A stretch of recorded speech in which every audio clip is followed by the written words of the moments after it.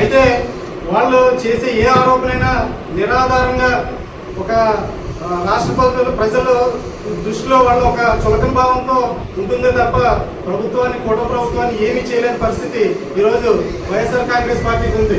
అలాగే నిన్న మన నియోజకవర్గ ప్రతిపక్ష నాయకులు పిల్లి సూర్యప్రకాష్ గారు ప్రెస్ మీట్ పెడుతూ రకరకాల ఆరోపణలు చేశారు.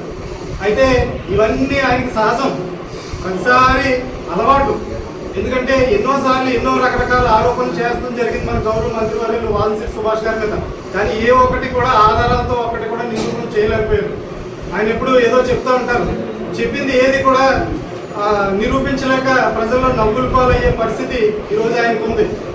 ఎందుకంటే ఎన్నో ఆరోపణలు ఈ 2 సంవత్సరాల కాలంలో చేశారు. ఏ ఒకటైనా ఆరోపణ నిజమైన ఆరోపణ ఉంటే మీరు వెళ్ళి పోలీస్ స్టేషన్లో కంప్లైంట్లు ఇవ్వచ్చు, లేదా ఆర్డీఓ గారు ఉన్నారు, లేదా ఎంఆర్ఓ, ఎంతో మంది వ్యవస్థలు ఉన్నప్పుడు మీరు కేవలం పత్రికాముఖంగా వాటిని విమర్శలు చేసి చేతులు దులుపుకునే పరిస్థితి ఈ రోజు వచ్చింది.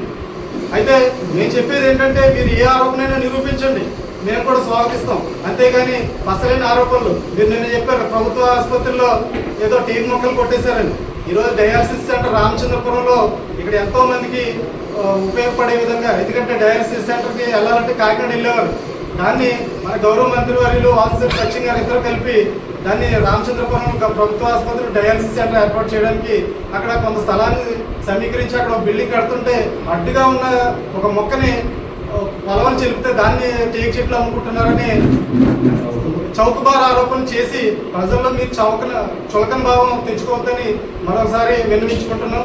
అలాగే సచిన్ ఫౌండేషన్, ఎందుకంటే ఏ ప్రభుత్వమైనా నిధులతో ఇక్కడ పరిపాలన సాగిస్తున్నప్పుడు ఇక్కడ సచిన్ ఫౌండేషన్ ప్రభుత్వం నుంచి వచ్చే నిధులు కాకుండా వారి సొంత నిధుల్ని సచిన్ ఫౌండేషన్ ద్వారా వెచ్చించి ఇక్కడ అనేక మంది పిల్లలను చదివించడం, ఎంతో మందికి ఉపాధి కల్పించడం, అలాగే లేడీస్కి రకరకాల ట్రైనింగ్ సెంటర్లు ఏర్పాటు చేయడం, ఇవన్నీ చేస్తుంటే ఎక్కడైతే సుభాష్ గారికి మంచి పేరు వస్తుందని చెప్పి మీరు ఇటువంటి చౌకబారు ఆరోపణలు చేసి ప్రజల్లో చౌకన వద్దని పత్రికా ముఖంగా తెలియజేసుకుంటూ మరొకసారి 2